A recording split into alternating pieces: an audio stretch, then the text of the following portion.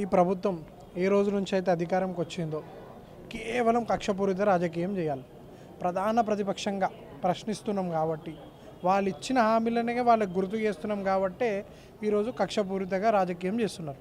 అంటే బీఆర్ఎస్ నాయకులకు గొంతు నొక్కాలి, కేటీఆర్ని అరెస్ట్ చేస్తే మమ్మల్ని ప్రశ్నించేటోడు ఉండడు. ఎందుకంటే బీజేపీ కాంగ్రెస్ ఒకటైపోయింది.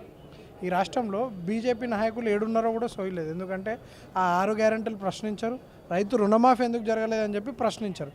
ఏ ఒక్క అంశం మీద కూడా బీజేపీ పోరాడతలేదు. ఖచ్చితంగా ప్రధాన ప్రతిపక్షంగా అది మా బాధ్యత. ప్రజలు 10 ఏళ్ళ అధికారం ఇచ్చారు మా పార్టీకి. ఇప్పుడు మమ్మల్ని ప్రధాన ప్రతిపక్షంగా కూడా ఇదే ప్రజలు ఇచ్చారు.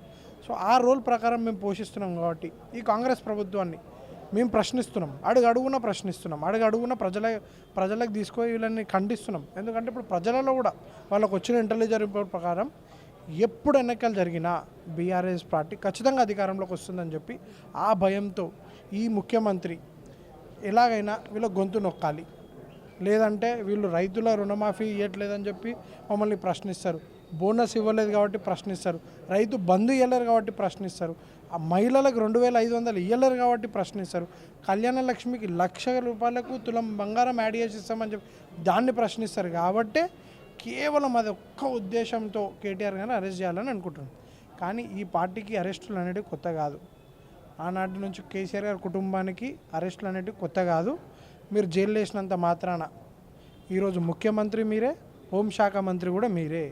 రేపు ఎటువంటి రాష్ట్రంలో లా అండ్ ఆర్డర్ ఇష్యూ వచ్చినా కూడా ఆ వైఫల్యం కూడా మీదే చెందుతుంది. ఎందుకంటే బీఆర్ఎస్ కార్యకర్తలు ఊరుకునే పరిస్థితిలో లేరు. ఖచ్చితంగా పార్టీ నాయకులే కాదు, ప్రజలు కూడా తిరగబడతారు మీ పైన. మమ్మల్ని అరెస్ట్ చేస్తే ఖచ్చితంగా మా నాయకులను అరెస్ట్ చేస్తే అడ్డుకోవడానికి స్వచ్ఛందంగా ప్రజలే వస్తారు. అంత మీకు ఆ కెపాసిటీ మీరు ఉంటే ఇప్పుడున్న పోలీస్ యంత్రాంగాన్ని కూడా మేము హెచ్చరిస్తున్నాం. ఇదే ప్రభుత్వం తాత్కాలికంగా ఉండదు. ప్రభుత్వాలు అనేటివి మారుతాయి. ఇంకా 4 ఏళ్ళ తర్వాత ఖచ్చితంగా మా ప్రభుత్వం రాబోతుంది.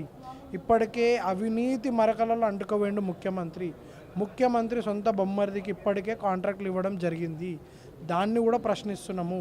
దాన్ని 1,50,000 కోట్లతో మూసి ప్రక్షాళన అని చెప్పి ముఖ్యమంత్రి నోరే మూసి ముందు ఫస్ట్ ముఖ్యమంత్రి నోరుని చక్కగా చేసుకోవాలి, తర్వాత మూసి ప్రక్షాళన చేయాలి. ముఖ్యమంత్రి మొన్న నల్గొండ నుంచి పాదయాత్ర అంటాడు. నువ్వు కూల్చింది హైదరాబాద్ బాధితులు ఇక్కడ ఉన్నారు, నువ్వు ఇక్కడరా, నీ సెక్యూరిటీ లేకుండా రా, నీ మంత్రులు రా. హైడ్రా మీద ఎక్కడన్నా ప్రజాపాలన జరిగిందా? ప్రజలను మీరు ఏమన్నా పిలిచి వాళ్ళ అభిప్రాయాన్ని మీరు సేకరించిరా? ఏదో రైతు రుణమాఫీ టైంలో అనుకుంటే రైతులను పిలిచి మీరు ఏదైతే ప్రజాసేకరణ తీసుకురో మళ్ళీ దీనికి ప్రజాసేకరణ అవసరం లేదా?